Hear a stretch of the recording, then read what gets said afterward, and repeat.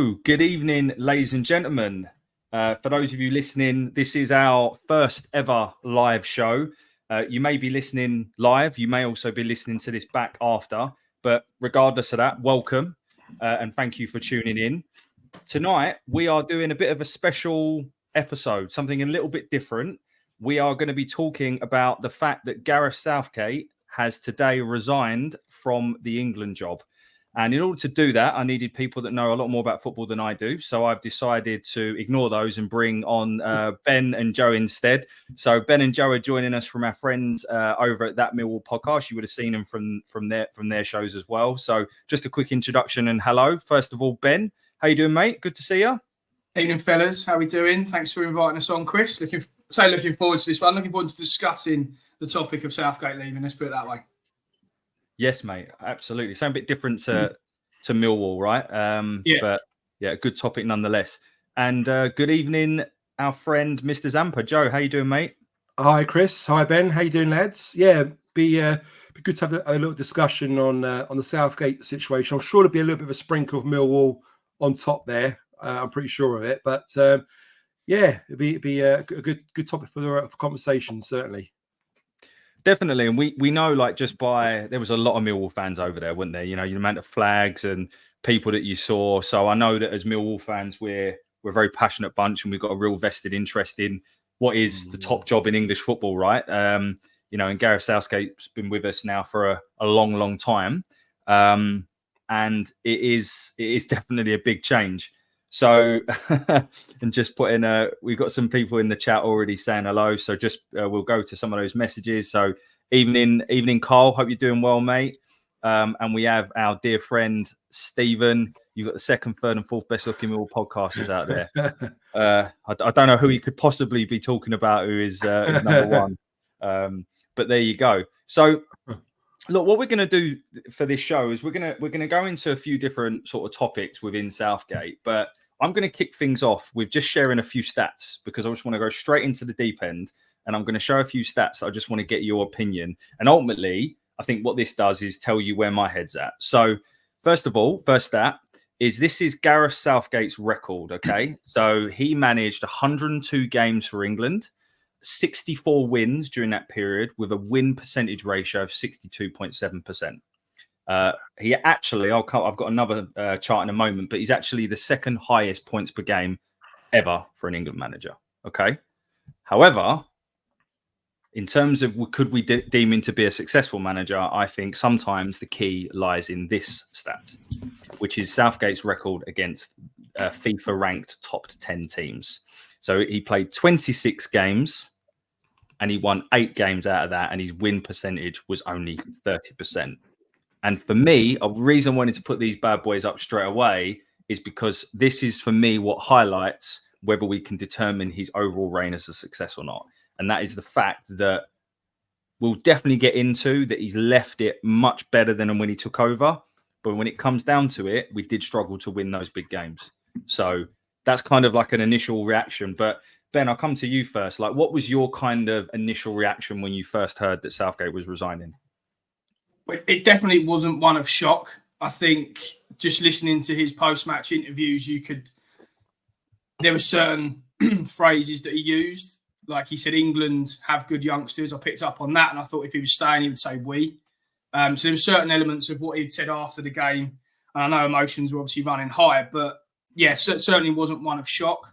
I think, like everyone, I think looking back on his reign, and as you said there, Chris, it's a genuine split, I feel. And I wanted to kind of take a look at his whole tenure as not just football related, but yeah, not one of shock. I also felt like it was the right time. It just felt like it come to a natural end now. I think in football, you just need a fresh voice sometimes. There was obviously reports coming out, obviously Bellingham in game having a bit of an argument with him. I'm sure over the next few days and maybe weeks, we're going to now find out that there weren't things right in the camp. So yeah, I just felt like it's definitely just come to a natural end. So not one of shock, but the right time. Agreed. Agree. Joe, do you feel the same? Yeah, a bit similar to Ben, really. Not surprised at all. And then, of course, it's always the way, isn't it? Like, as much as the majority of the country probably wanted Southgate to resign, let's be honest, I would imagine 80% of the country wanted that to happen. When it happens, you almost sort of feel like, oh, you kind of obviously so feel sorry for him. You kind of think, oh, was he that bad? Is it? It's like dumping a girlfriend, isn't it? Who you don't want to know. Suddenly, as soon as like she leaves you, like fucking hell, hang on a minute, like maybe we can make it up. Can we patch things up again? So yeah, is that sort of sour sort of taste? Thing like, oh right, okay, is it the right move? Yeah, you look about how successful he's been, and I've seen those stats before, Chris. The first stat you showed in regards to his win percentage, but I wasn't aware of the second stat in that he seems to struggle a lot against top teams, and that doesn't surprise me because Southgate, he has been a little bit of a tactician. He likes to think he is a tactician because he always tries to sort of change the formations from back 3 to 4 to 5 or whatever. But what I noticed with Southgate, maybe it's because he was a defender by trade when he was a player, is that he's always got that defensive mindset. And what I hate about him is that when he plays against good teams, suddenly he's more worried about them than playing to our strengths and letting them worry about us. That makes any sense. Yeah. You take someone like Terry Venables in '96, he just did not give a shit. Yeah, he played to his strengths. He played attacking football. And you see what we did to Holland, I think we should really use that to our advantage. A bit like what Spain did, really, to the extent that they played to their strengths. They played attacking football. It suited their style, and it's no surprise that they end up winning, didn't they? Yeah, and I think, look, I'd echo what both of you boys say in terms of, for me, it wasn't a surprise. I think sometimes in life, you just come to a natural cycle end and things need to just change. And I think even if he'd have won, by the way, I think I'd have said the same thing. Yeah. Sometimes it just comes to his natural end. But I think when we're trying to assess, I guess, that his success of the England tenure, I think you also need to be really mindful of the job he walked into, because the job he walked into, and I'm going to just flick something else up on screen now. So what this does is just looks at essentially our success in major tournaments before Southgate and after, obviously, with Southgate. If you look at where we'd got to in the last sort of 4 tournaments before Southgate came in, doesn't really make for very pretty reading. And you could argue that was with some potentially even more talented groups of players than Southgate's had at his disposal. So I'm trying to give a balanced view here, because I think ultimately I started off by saying the fact that he hadn't, he wasn't able to beat big teams, but he was able to get us further in competitions than others would. I just noticed a spelling mistake on that. It tells you when you're trying to rush to get these things together. But what was your initial reaction in terms of assessing his tenure? Joe, I'll come to you first. I mean, firstly, as you mentioned there on that stat there, which is a great slide to look at, is where we were to where we've come to, and he is, without a shadow of a doubt, he's transformed the England team. He's transformed the way that we're looked upon throughout the world as a footballing nation. I think he's got the media and the fans on board, which is something that I think they sort of struggled a bit prior to Southgate.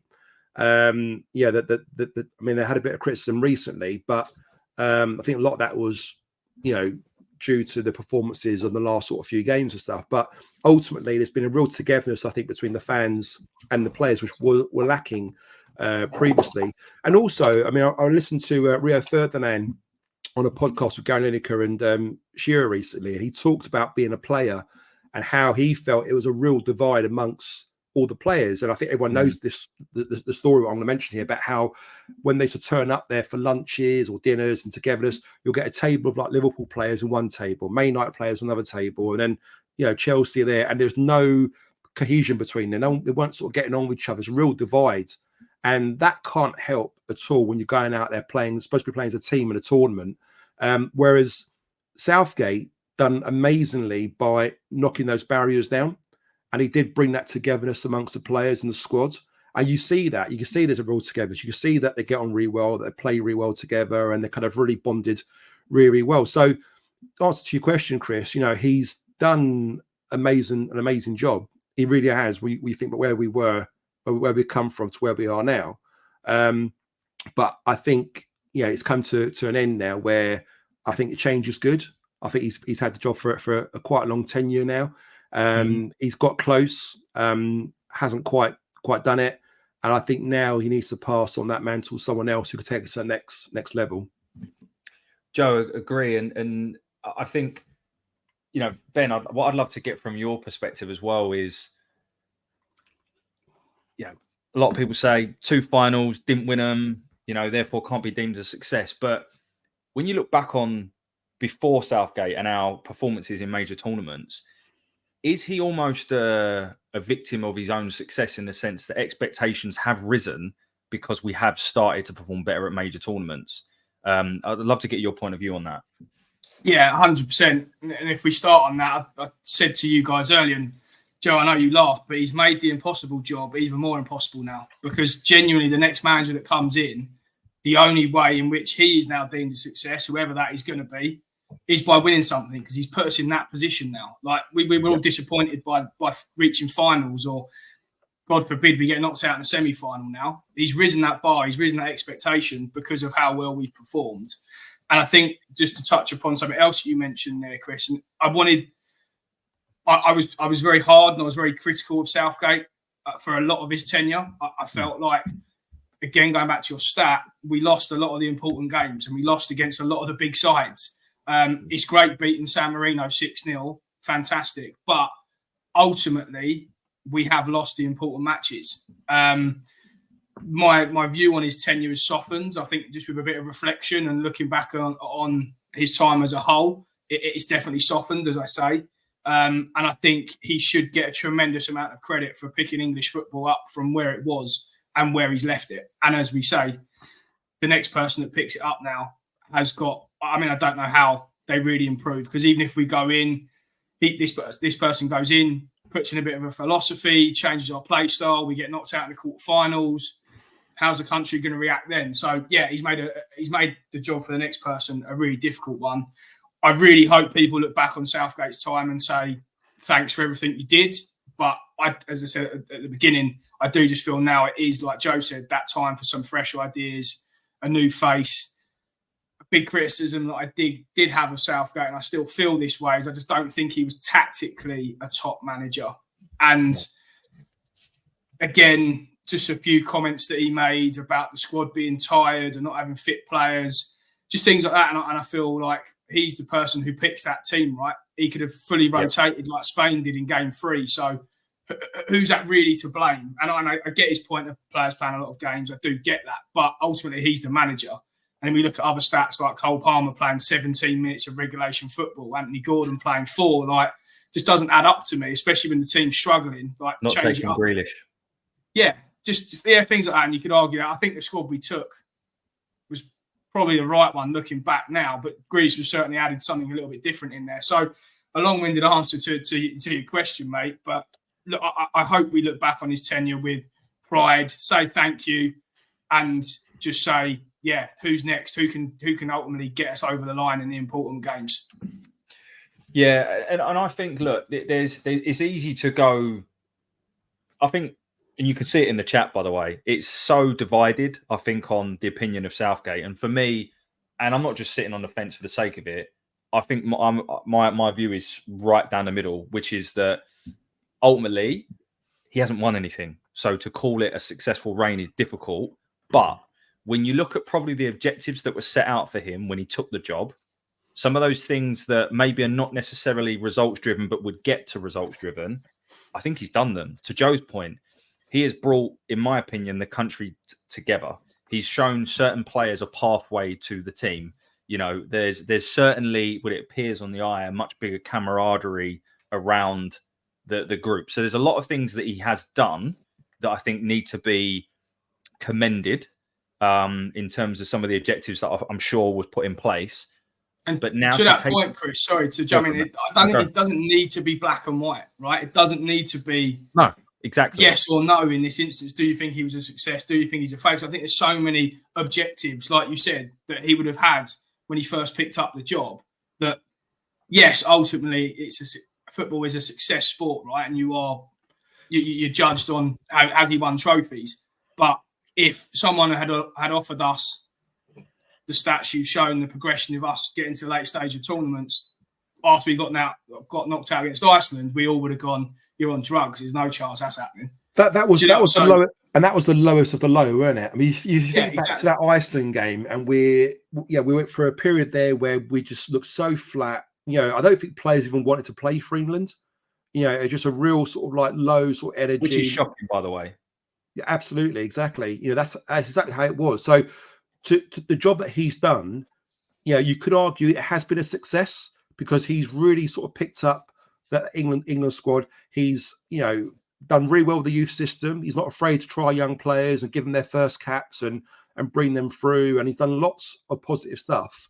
The only thing he hasn't done is that that final bit of actually winning a tournament. Whether it be a Euro or a World Cup. But again, 2 finals and a semi-final. His last 3 tournaments, 4 tournaments rather. You can't deny that it's been a success. In his tenure. And I think it's just a perfect time. I see it as a positive rather than a negative. It's a perfect time to pass it on to another manager that could take us to the next level. And I tell you what, if we do win the World Cup in 2026, a lot of that thanks will have to come down to Southgate for the good work that he started. And do you know what? That draws parallels to a Millwall side that we have both, all 3 of us have been part of the era, which was, if you remember, the Mark McGee era. A lot of the legwork was put in by Keith Stevens and Alan McCleary that never, I say it didn't get recognised. It has done in time. But I think that's another example of where some of that stuff that happens in the background can then lend itself to take us forwards. And I think the one thing I will say is, and this is drawing on this particular comment here from GC, the football, it's really weird because, again, I'm torn because when I look back at it, Gareth Southgate has probably given me some of my most favourite memories supporting England. Like, fact. And I challenge anyone in the chat to disagree with that. Obviously, of a certain age, right? But yet, at the same time, the football at times was dire. So it's how do you draw on that, Ben? Like, what's your view on? It's almost a bit like parallel. The football is completely different styles, but it's a bit of a parallel with Gary Rowett in the sense that the football on the eye was dire, but does it matter if there's success? Yeah, I think the similarities are definitely there. I think my mind was changed actually this afternoon listening to someone that I don't normally agree with, and that was Danny Mills. And he sat there and went, I thought you were saying me for a second there. I normally agree with you, mate. And Danny Mills said, look, the thing with Southgate was that he meticulously studied international football and past teams that had won competitions and how they would win it and how they would play in a pragmatic way, and that you would nearly always have to go through an extra time or a penalty shootout to win it. And he also said that was, in a way, his downfall because he would not move outside of that approach because he was so adamant on that's how you would win a tournament. I think the difference is, and again, I was very, very critical of the football that we played and felt like the shackles just weren't being released to the players. But it's 7 games of football, I'd say, ultimately. And you look at Portugal's when they won the Euros, right? If you go 7 games unbeaten, you're probably going to near enough win the competition. Sounds a stupid thing to say because if you get beaten knockout football, you're out, right? But it's easy to say, yeah, we'll go all out attack. But if we would have, and again, something that I disagreed with, but then listened to Southgate's post-match interview, he said, if we'd have gone 3-5-2 or 5-3-2, their wingers would have torn us apart because of X, Y, and Z. And whilst I go back to Joe's point of saying, yes, that makes it sound like we're more scared of them, sometimes you just can't go like for like, right? Because the way that Yamal was playing and Williams was playing, he probably would have torn our fullbacks apart. So, yeah, there's an element. I mean, there's again, it comes to tactics, doesn't it? And what you ask your players to do off the ball and on the ball. I mean, with a 3 at the back, if you're playing Shaw, who's a natural left back anyway, once that transition of plays happen and Spain got the ball, then immediately Shaw's going to fall back into his left back position. You now got a back 4 there, ain't you? And you could argue that Saka will then come back into a 5, but little less urgency. So what I'm saying is, as a 3 or a 5, what you want to call it, it'd probably a 3 with Saka and Shaw up high as wing backs.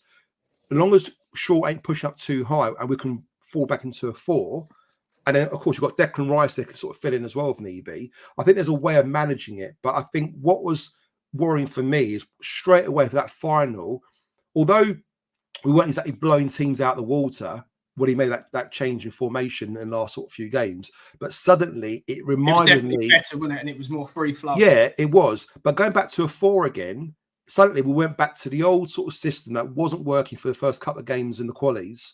And straight away you're on the back foot. You know what's to come. Yeah. You know we're not going to have much possession because that's what happened in the first couple of games.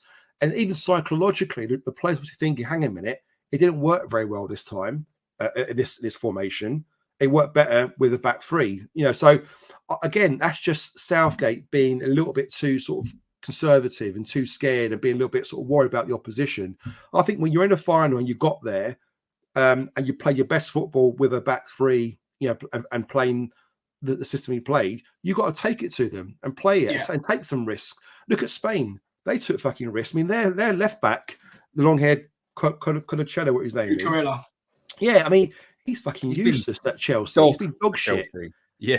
And they played him at left back, in a back 4, right? So he's gonna be quite, when he pushes up, he's gonna be quite, isolated on the transition. And he's playing against the likes of Saka, Cole Palmer, 2 of the greatest players in the Premiership at the moment, even on form. But did Spain worry about it? Did they say, well, actually, you know what? We're playing against England with Saka and we've got Foden and Bellingham. I'll tell you what, we better play with back 5 now and be a bit cautious. No, they didn't. They played their football. They played to their strengths. And that's where Southgate went wrong. I think he just went too conservative. Yeah, and I think that's a bit that Danny Mills was saying in terms of that's his downfall, right? He meticulously studied how we were going to win these tournaments and wouldn't move away from it. But what I would like to see in the next manager is having the balls of saying we're going to beat you rather than how many times do we say that as a Gary Rowett manager, right? Exactly that. We're going to beat you rather than we're not going to worry lose. About you. Yeah. So I mean that would be my criticism of the play style. And I think by moving away from Gareth, I think that's one thing that the FA really needs to look at. Agree, chaps. And I think for me, there's one question I'll ask both of you and also people in the chat. And there's a lot of negativity in the chat, and I think a lot of it is justified, particularly around the playing style. But one question I ask you all is, has he left the job in a better place, significantly better place than when he took it? And for me, the answer is a resounding yes. An unarguable yes for me. I don't think you can argue that. 100% yes. Yeah, he has for sure. But then has he also sort of, what's the word, sort of drained the kind of confidence of these players? Because him asking them to be quite conservative, you're asking players like Foden and Bellingham to play in roles that they're not used to playing. Their success in the last sort of year or two has been played, in an attacking, creative way. And he's asked him to sort of defend and do things that they're not really, okay, they can do it, but it's not their choice. And that, for me, is a shame. It's a crying shame, because I would rather them play to their strengths, play with confidence and play with creativity. So the next manager that comes in, although you like to think, yes, the England team is in a much better position than when Southgate found it, he's going to have a big job on his hands to now try to build that confidence in the players and get them to express themselves and play to their strengths and almost play how they play at club football, but take it to the international stage. And I don't get all this bollocks about, it's club football, international football, it's 2 different things. It's fucking football at the end of the day. You play football, you play to your strength. It doesn't matter whether it's international football or club football. The only similarities or difference it would be is that it's a tournament. It's knockout competition most of the time, rather than playing a whole league where you can afford to lose a few games along the way, Yeah, and there's just a comment here from True Blue. Ben, you want to comment on? Yeah, more just to look. That's I'm urging fans to be a little bit more understanding, right? And again, it goes back to look at the tenure as a whole of Southgate, and it's easy just to say, yeah, we want to play more expansive football. Yeah, we want to blow teams out of the water. But if we do that, the next manager that comes in and does that, let's just, for example, say it's Graham Potter and we go out all front foot football. We get knocked out in the group stages. We lose 2-1, 2-1, 2-1 because we battered teams off the park and they've caught us score from 2 corners, whatever. How do we react as fans to that? There does need to be some element of looking at Southgate as you said there, Chris. He's moved us from a very, very bad position into a very, very good position in terms of, as I've already said, the next manager is really only going to be deemed a success is if we win something. So that's a great place to be in. Us as fans now, expectations set by Southgate now. Yeah, right? Exactly. And us as fans now will be disappointed if we get to a semi-final and get knocked out because we'll think, oh, we've been to finals now. So if you look at it as a whole, and again, I was the most avid, we're never going to win a tournament with Southgate in charge. Sort of I didn't give him stick for his play style, that sort of thing. But I do think we just need to step back and go, he's done a good job. He's done a good job. Yeah, I think he's done a good job, but he can't be deemed to have done a great job because ultimately he did have a very talented bunch of players that he wasn't able to get to win a final. Chris, what would you, or for you, both of you fellas, what would you give Southgate out of 10? Oh. What, in the tournament or for just tenure? His tenure. I think you got to give him a high mark. I would say probably an 8. I mean, 2 finals, semi-final, and a quarter-final. Why wouldn't you? Let's just flick this screen up again and ignore the spelling mistake. But like, you've got to understand as well, no one wanted that job. No, that's why Southgate got it. It was a poison chalice, wasn't it? At the time, no one wanted it. What did we have? We had Sam Allardyce. We had, Steve McLaren. We had Sven.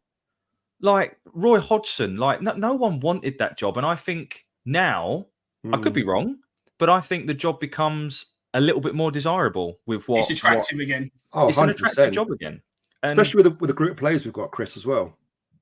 Yeah, and the other thing I think we also need to just bear in mind is, and this is the point I wanted to come, which again, this is why this is not, to your point, Ben, this is not black and white, because it can't be, because I also agree with this statement from GC, which is actually national teams were a lot stronger. Our competition was a lot stronger before Southgate. You look at the Brazilian team that had like Ronaldinho in, you had Zidane. These players don't exist anymore. I'm sorry, I'll argue with anyone. True, you're right. The quality of players that were around, and maybe this is just sentiment because we're all getting old, but I firmly believe that the competition has decreased. Yeah. And I also believe that that's representative of our team. I think that the squad, you look at the era where our midfield was Scholes, Gerrard, Lampard, Beckham. I as good as the players we have now, I think that were better. Do you guys agree with that?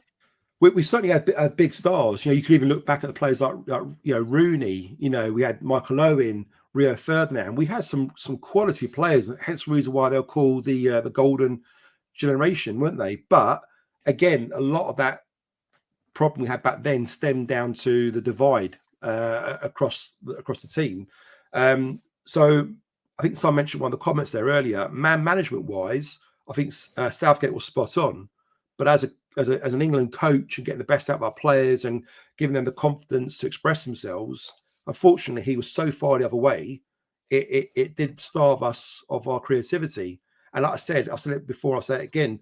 That was the downside. I mean, even the way we got to the final, in those 90 minutes, we couldn't beat Slovenia, we couldn't beat Slovakia, Switzerland, Denmark.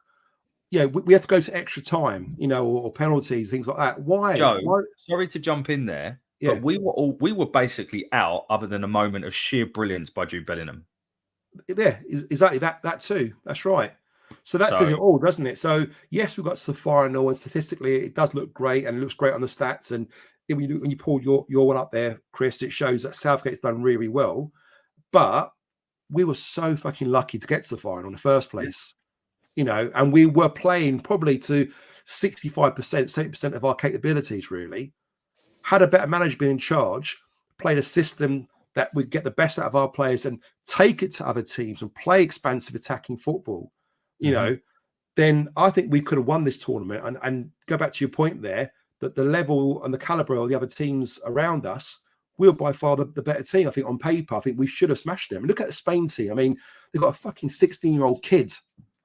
Do you know what I mean? He's probably not even hit puberty yet. Do you know what I mean? Like, He's quite good, though, Joe. He's good. I heard he's all right. Yeah. We've got him on one side. We've got Nico Williams on the other side, who against quality. I remember watching him for Bilbao a couple of years ago, and I picked up on him. I thought he was a really good player. But apart from that, I mean, okay, they've got some good young players, but they're just a good, young, inexperienced team, really, aren't they? They've got no... I'm not saying they've got no right to win the competition as they've done, but they've won every single game in the tournament. Why? Because they played attacking football, they played with confidence, and they took it to teams. And they play as a team. And they play as a team. I want to plug Benjamin Bloom as well, because he's done David's pointed this out here. He did he's done 2 really good videos on England. One which was how we beat Spain, which obviously we didn't end up doing, but that was really interesting because he drew parallels between Spain basically playing like a club team, in the sense that they're all, you could tell they understand how to play with, together. The movement was good, whereas we look like an international team that's kind of thrown together. He's also done a really good breakdown today, so I'd encourage you to watch it on his take on it. And I think, it's very similar to what we're saying here, in the sense that it doesn't have to be black and white, and that actually the true opinion, somewhere down the middle. There's times where I've probably called Southgate every name under the sun, but actually on reflection, has his job been that bad? And David, just to mention your point there around, you could see him coming on Chat with Chaps this season. Watch this space. So I'm going to segue us now to, in terms of, well, what's next? We talked about the reaction, essentially review of his tenure and how Southgate should be remembered, which I think we're all saying, well, the 3 of us certainly are, that he has moved us on. But, what is now next for England? What do we want to see? Do we even have a name at the moment between the 3 of us that we would all be calling for? Ben, I'll come to you, mate. What's your first initial view on that? Well, there's probably 2 very clear distinctions here, which definitely is black and white. And you touched upon it earlier, Chris. It's going to be, who do I want to get and who do I think we'll get? And they're very, very different answers. Definitely, yeah. And look, and again, just go back to touch upon your point that you said earlier, mate, with Southgate now leaving it in a more attractive position. Yeah, it is, because as we say, we're set up, we're ready to win, right, in terms of the squad that we've got. Who do I think will take it? I think we're almost certainly going to go down the interim route, having read the FA statement earlier. They mentioned that they're not afraid to do it. I think that's just going to happen now. I think you could likely see Lee Carsley in that role. They want an FA man. They've obviously spent a lot of money in what's the training centre called? I've had a complete mind blank. St George. Is it St George Park. Sorry, yeah, a complete mind blank there. They've spent a lot of money in producing, or putting their efforts into producing, better coaches. So I do think we'll end up seeing Lee Carsley in the interim role. And Carl has hit the name on the head that I would love to see is Poch. There's rumours that he said he wants it. Again, I think I'm undecided on whether I want to go down a foreign manager route. I think, again, the FA will want to keep it English, and I think I do. But in terms of play style, getting the most out of these players, I think Poch would be the man to do that. But I don't think we'll get him. So, long-winded answer there, mate, to say I don't know. So just to recap, Ben, what you're saying is you think, if it's like a head and heart thing, right, in terms of who we think will get is Lee Carsley, which is another yes man for the FA to use their. I think in the interim role, certainly we'll get Lee Carsley. I think we'll end up getting Potter. Just because, again, something screams to me like he's turned down all those jobs recently. That's what it seems like to me. So I can see it being Carsley for the interim, Potter getting it permanently, or if they can get Potter signed up sort of quicker than they expect. And then my heart says I'd love to get Poch in. Okay. Joe, what's your view, mate? So, again, heart and head, yeah? So, I would love to get Pep in charge. That will never happen in a million years. I mean, you could argue that he's won everything that could be won at Man City. So, where's his next challenge? Maybe he wants to sort of like test himself on the international scene. But one, I don't think we could afford him because what he's getting paid at Man City is probably ridiculous, to be honest with you. And Also, just to come in on that point, Joe, sorry to jump in. Yeah. They did say on Sky Sports News today, so obviously Eddie Howe had been mentioned, right? And he's earning double what Southgate was on. So you can only imagine what the figure would be for Pep. If Eddie Howe's on double.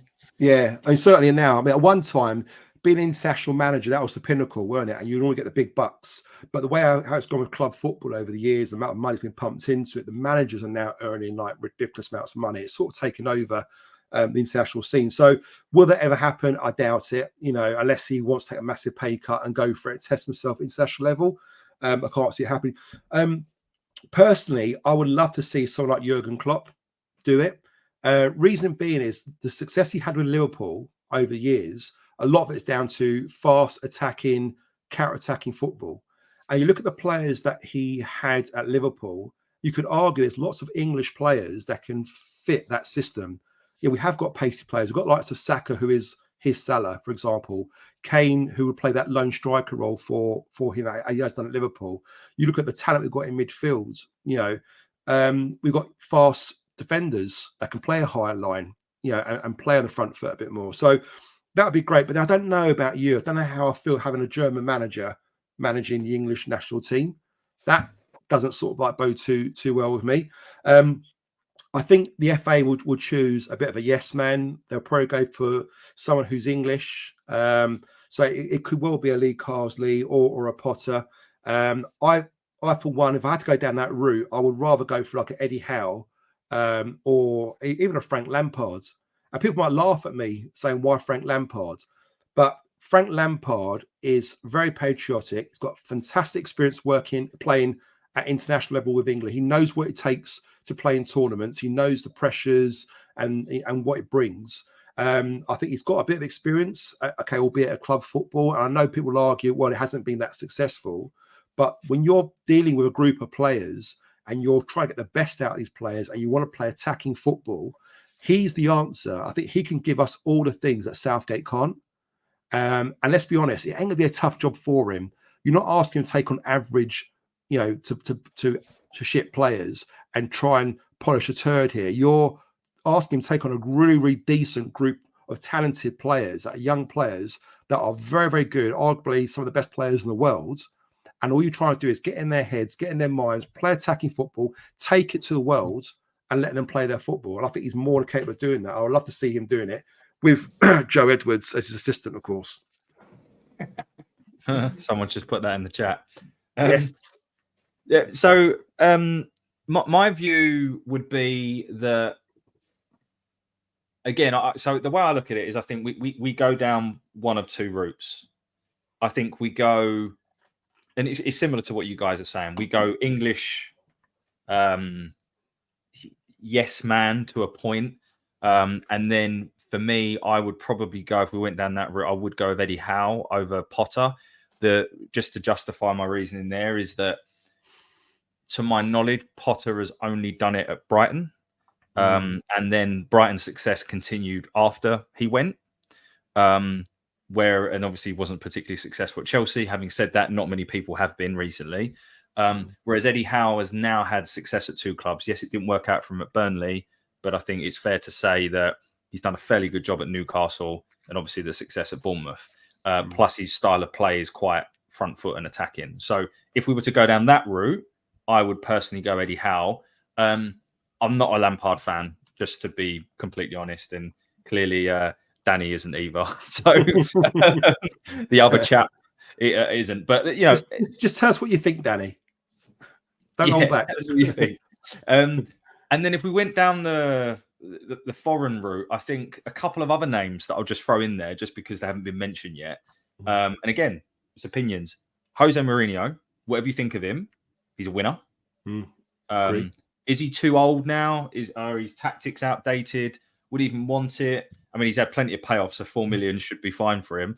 He has just signed for. Has he gone to Besiktas or Galatasaray? He has, but I mean, I'm sure a contract could be bought out, couldn't it? Yeah, it is what it is. So that's one name, and then the other name, and I think he is Danish or Austrian. An outside name is Thomas Frank. Okay, I really like what he's done with Brentford. He's not got bundles of money to spend. I don't really want a manager that's had a huge checkbook, because ultimately you're given the players you've got, right? So that's another name that I think, from my understanding, not that I've got any knowledge, but in the football circles, he's very highly rated and someone else that could potentially come into the mix. So, what about Tuchel? I mean, he's available. Yeah, I've seen him banding about a bit. Yeah, I mean the German argument applies there, doesn't it? I'm not saying I'm against having a German in charge, but I think if you apply that argument to Klopp, you have to apply it to Tuchel. Yeah.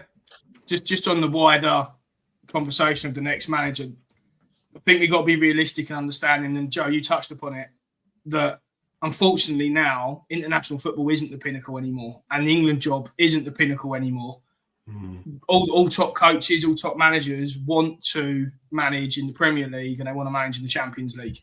And that's unfortunately, we need to be realistic who wants the job as well. And whilst we'd love to have probably Klopp in charge or Mourinho's, one, I think financially we're just not going to be able to pay them what they want, and two, I think these coaches like spending day to day building philosophies and play styles with clubs, right, and building something over a long period of time. That's the big challenge for the next England manager as well, is going to be implementing a philosophy that we can move forward with. And I think that's, again, why the FA will look at someone that they will be able to mould, or they already have in the system, because they will say, we want to try and implement it. Similar to what Gareth has done, work with the 21s, they can push it down to the youth level as well. It's something that I think the FA will look at.